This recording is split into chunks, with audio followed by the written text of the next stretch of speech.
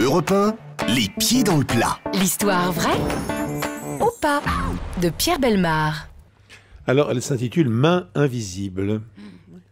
Lors d'une journée de novembre 2003, les clients et le personnel de la banque de Téhéran en Iran n'ont pas compris pourquoi un jeune homme leur retirait les billets des mains devant le guichet, et ce avec l'air le plus naturel du monde. Interloqués par ce spectacle, les Iraniens présents dans la banque ont d'abord laissé faire. Peut-être était-ce un employé répondant à un ordre précis.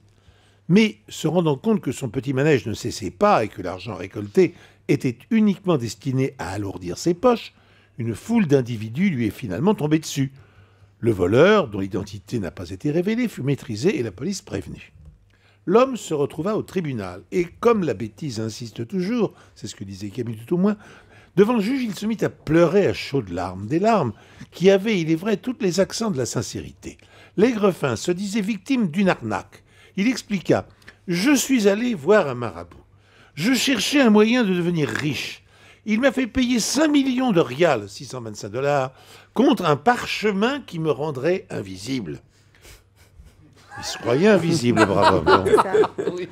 Ah ben, le juge a été attendri par cet argument et l'homme a été placé dans une maison de santé. Ah. Un juge attendri, c'est pas du Pierre Bellemare, ça, normalement, hein, je vous le dis. Moi, j'y crois pas trop. Est-ce qu'on y croit, Caroline Dublanche? Moi, j'y crois.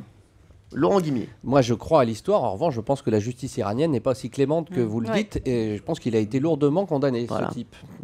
Jean-Luc Lemoyne. Moi, je crois que c'est possible parce que j'ai l'impression d'être invisible aux yeux des femmes. Valérie Benaïm.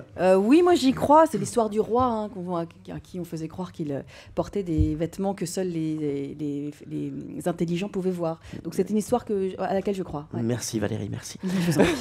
Paul, le problème, c'est qu'elle a essayé d'être cultivée ou de paraître cultivée. Elle s'est pris les pieds dans le tapis. Non, mais c'est pas ça. C'est qu'elle se rappelait plus de l'histoire à un moment. À un moment, il lui fallait un GPS. L'histoire. C'est le roi Merlin de. Qui... Alors, Paul. Et moi, je me demande pourquoi ce n'est pas l'homme invisible, l'histoire, et pas la main invisible, mais